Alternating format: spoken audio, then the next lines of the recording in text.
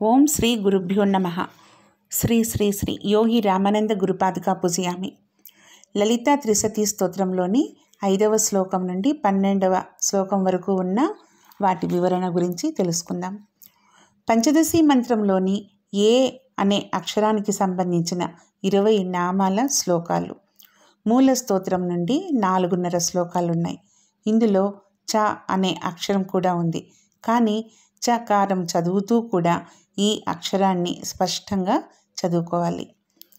ఏకార రూప చైకాక్షరేకానేకాక్షరాకృతి ఏ తత్తదిత్య నిర్దేశ్య చైకానందచిదాకృతి ఏవమిత్యాగమా బోధ్య చైకభక్తిమదర్చిత ఏకాగ్రచిత్త నిధ్యాత చైషనారహితాధృత ఏలా సుగంధిచికురా చైనఃకూట వినాశిని ఏకభోగా చైకరస చైకైశ్వర్యప్రదాయిని ఏకాతపత్ర సామ్రాజ్యప్రద చైకాంతపూజిత ఏధమానప్రభా చైజదనేకజదిగీశ్వరి ఏకవీరాది సంసేవ్య చైకప్రాభవశాలిని.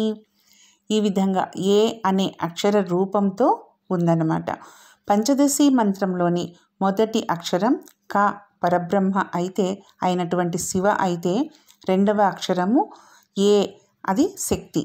ఏక అంటే ఒకటే, ఏకాగ్రత అంటే ఒకే విషయంపై ధ్యాస ఉంచడం.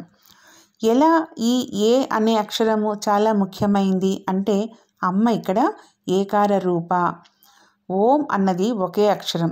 ఇలాగే శక్తి ప్రణవాలైన శ్రీం హ్రీం క్లీం ఐం ఈం సౌహ్ ఇలా ఇవన్నీ కూడా ఏకాక్షరాలే.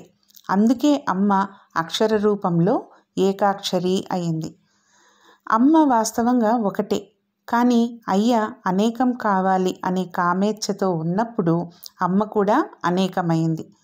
ఏకాక్షరి కాస్త ఏక ఇంకా అనేక అక్షర ఆకృతి అయింది. ఇవే మాతృకా వర్ణాలు. అందుకే అమ్మ ఏకనేకాక్షరాకృతి అయింది. అన్నీ ఇలా అని అంటే ఎంత అని చెప్పలేం. మన ఊహకు కూడా అందనిది అమ్మతత్వం. అందుకే ఏతత్తదిత్య నిర్దేశ్య అని అంటాం. ఏదైనా ఒకటిగా ఉంటే ఆనందం, ఆ ఒకటి రెండు అయితే ఉన్నది ఆ రెండవ వాడు లాక్కుంటాడనే భయం. అంటే ఒకటి అయితే ఆనందం, రెండైతే భయం. అమ్మ ఎప్పుడూ ఒక్కటే, మరి శివయ్య ఉన్నాడు కదా అంటే ఇద్దరూ కలిసి ఐక్య రూపంలో ఉన్న బిందువు ఎప్పుడూ ఒక్కటే. ఇలా అంతా ఒకటే అనే జ్ఞానంతో ఆనందంగా ఉండటం. ఇలాంటి స్థితి ఒక ఆకృతి దాలిస్తే అదే ఏకానంద చిదాకృతి. అమ్మతత్వం ఇది అని ఆగమాలు కూడా బోధించలేకపోయాయి. అందుకే అమ్మతత్వం ఏవమిత్యాగమా బోధ్య. అమ్మతత్వము ఏకం. అలాంటి ఏకత్వమును అవ్యభిచార భక్తితో ఆ తత్వాన్ని అర్చన చేయాలి. ఇలా చేయడము ఏకభక్తి మదర్చిత అని అంటారు. అమ్మని ఏకాగ్ర చిత్తంతో ధ్యానం చేసి ఆ అమ్మతత్వాన్ని తనలో నిర్ధారించుకొని అమ్మ ఉపాసన చేయాలట. అందుకే అమ్మని ఏకాగ్ర చిత్త నిధ్యత్య అని అంటారు. ఏషణలు 3 రకాలు. అవి పుత్రేషణ, దారేషణ, ధనేషణ. ఈ ఏషణలు లేని తదైక ధ్యాసతో ఉన్న బుద్ధి సహాయంతో అమ్మని ఉపాసించాలి. ఇదే ఏషణారహితాధృత.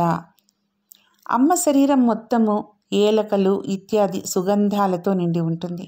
అందుకే ఏల సుగంధి చికురా అని అంటారు అమ్మని. ఎనహ్ అంటే పాపాలు, కూట అంటే సమూహం. ఎంత పాప సమూహం మన దగ్గర ఉన్నా కూడా అమ్మ దాన్ని నాశనం చేస్తుంది. అందుకే అమ్మని ఎనఃకూట వినాశిని అని అంటారు. అమ్మని ఉపాసిస్తే ఏక అంటే అద్వైత ఆనందం అనే భోగాన్ని ఇస్తుందట. ఇదే తత్వాన్ని ఏకభోగ అని అంటారు. అద్వైతానంద రసానుభూతి కలిగించేదే అమ్మ. అమ్మ ఉపాసన అందుకే చేస్తారు. అమ్మని ఏకరస అని అంటారు. ఐశ్వర్యములు 8 అంటారు, కానీ తరుగని అద్వైతానుభూతిని ఏకైశ్వర్యము అంటారు. ఇలాంటి ఏకైశ్వర్యాన్ని ఇచ్చే అమ్మని ఏకైశ్వర్య ప్రదాయిని అని అంటారు.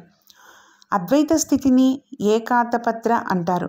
అలాంటి సామ్రాజ్యాన్ని ఇచ్చే అమ్మని ఏకాతపత్ర సామ్రాజ్యప్రద అని అంటారు. అమ్మకి బాహ్య ఆరాధన కన్నా అంతరంగ ఆరాధనే ఇష్టమట. ఏకాంతంగా అమ్మని ఆరాధిస్తే అమ్మ ఇష్టపడుతుంది. అందుకే అమ్మ ఏకాంత పూజిత అని అంటాం. అమ్మ ప్రభలు అంటే వెలుగులు అసమానమైనవి, అలాంటివి ఎక్కడా ఉండవు. అందుకే అమ్మను ఏధమాన ప్రభ అంటారు. ఈ జగత్తు కదిలే వాటితో కదలని వాటితో కలిసి ఉంది. కదిలేవి కూడా అనేకంగా ఉన్నాయి. వీటన్నింటికీ అమ్మనే ఈశ్వరి. అందుకే అమ్మని ఏ జదనకే జగదీశ్వరి అని అంటారు. శ్రీ విద్యా ఉపాసకులను వీరులు అని అంటారు. వీరిలో అమ్మని మాత్రమే ఆరాధన చేసేవారిని ఏకవీరులు అని అంటారు. ఇలాంటి ఏకవీరులచే సేవించబడటం వలన అమ్మని ఏకవీరాది సంసేవ్య అని అంటాం. అమ్మ ప్రాభవం ఎవ్వరికీ లేదు, అమ్మకు మాత్రమే ఉంది. తనకి మాత్రమే ఉన్న అమ్మని ఏకప్రాభవశాలిని అని అంటారు. మిగతా శ్లోక వివరణను రేపటి రోజున తెలుసుకుందాం. ఓం శ్రీమాత్రే నమః. ఓం శ్రీ గురుభ్యో నమః.